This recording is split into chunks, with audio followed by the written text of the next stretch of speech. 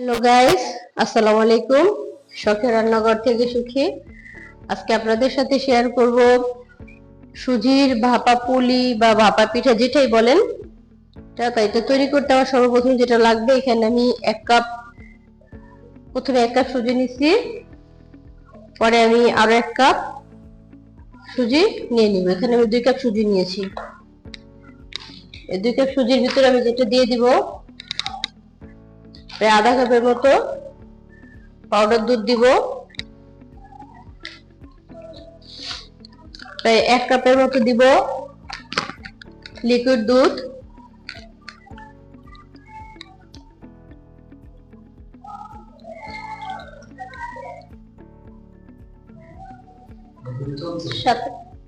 সাথে দিয়ে দিব 1 চামচেরও কম খাবার সোডা। সাথে দিয়ে দেবো, এখানে আমি মিষ্টি দই নিয়েছি, আপনারা চাইলে টক দইটাও নিতে পারেন। এখানে আমি দিয়ে দেবো প্রায় আধা কাপের মতো মিষ্টি দই। এগুলো আমি খুব সুন্দরভাবে মিক্স করে নিব। মিক্সড হয়ে গেছে, এখন আমি এখানে দিয়ে দিব 2 চামচের মতো চিনি। এখানে আমার মিষ্টি দই দেওয়া আছে, এর জন্য আমি চিনিটা কম দিয়েছি, আর মিষ্টির ব্যালেন্সটা ঠিক রাখার জন্য আমি সামান্য পরিমাণ লবণ দিয়ে দিব।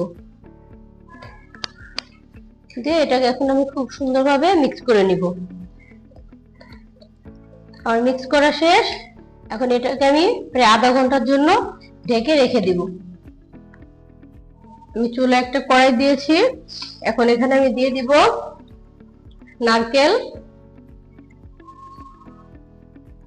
আমি পিঠাটার জন্য একটা ডো তৈরি করব। এখন এখানে আমি দিয়ে দিব নারকেল, আর আমি নারকেলের সাথে দিয়ে দিব প্রায় আধা কাপেরও বেশি গুড় আছে এখানে, খেজুরি গুড়। এই গুড়টা এখানে দিয়ে দিব। দিয়ে এটাকে আমি খুব ভালোভাবে মিক্স করে একটা আঠালো ডো তৈরি করব। দেখেন এটা আমার হয়ে গেছে, গুড়টা গলে নারকেলটার সাথে খুব সুন্দরভাবে মিক্সড হয়ে গেছে। এখন একটা আঠালো ভাব তৈরি হয়ে গেছে। এখন আমি এটাকে চুলা থেকে নামিয়ে একটু হালকা ঠান্ডা করে নিব। আধা ঘন্টা পরে আমার বেটারটার অবস্থা এরকম আছে। আমি এর থেকে পাতলা করব না। এখন আমি যেটা করব, এখান থেকে একটা গ্লাসে আমি এখানে বেটার এভাবে তুলে নিব।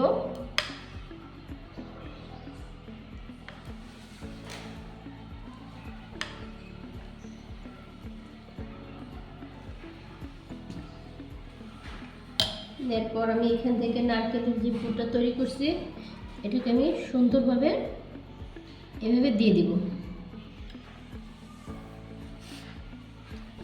দিয়ে আমি সাইড থেকে আরো কিছু বেটার এভাবে দিয়ে দিব। আমি এখানে চুলা একটা কড়াইতে পানি দিয়েছি, পানিটা যখন এরকম ফুটে উঠবে তখন আমি এইভাবে একটা একটা করে গ্লাস দিয়ে দিব। আমার কাছে 3টা গ্লাস ছিল, তাই আমি এভাবে দিয়েছি। দিয়ে এটাকে এখন আমি আধা ঘন্টার জন্য ভাপে রেখে দিব। গাইস, দেখেন আমার পিঠাগুলো কত সুন্দর ফুলেছে, আর আমি প্রত্যেকটা পিঠা চেক করে দেখেছি, পিঠাগুলো সব সিদ্ধ হয়েছে। এখন আমি এগুলো চুলো থেকে নামিয়ে নিব। আমি প্লেটের ভিতরে একটা একটা করে গ্লাস উঠাই নিচ্ছি। গ্লাসগুলো বেশ গরম। এখন আমি এটাকে কিছু সময়ের জন্য ঠান্ডা করে নিব। আমি একটা পিঠা গ্লাস থেকে বের করে নিয়েছি। এখন আমি এটাকে আপনাদের একটু কেটে দেখাচ্ছি যেটা কেমন হয়েছে।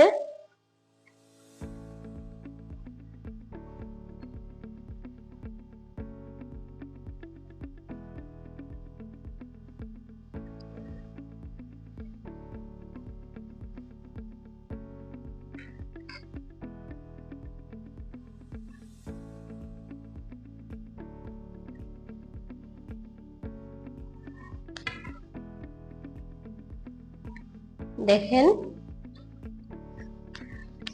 পিঠাগুলো কত সুন্দর দেখতে লাগছে।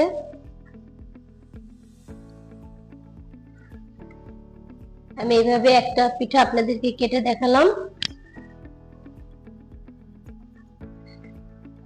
আমার রেসিপিটি যদি আপনাদের ভালো লেগে থাকে তাহলে লাইক কমেন্ট শেয়ার করবেন, আর অবশ্যই আমার চ্যানেলটি সাবস্ক্রাইব করে রাখবেন, যাতে আপনাদের সঙ্গে নেক্সট ভিডিও আমি শেয়ার করলে নোটিফিকেশনটি সবার আগে আপনাদের কাছে পৌঁছে যায়।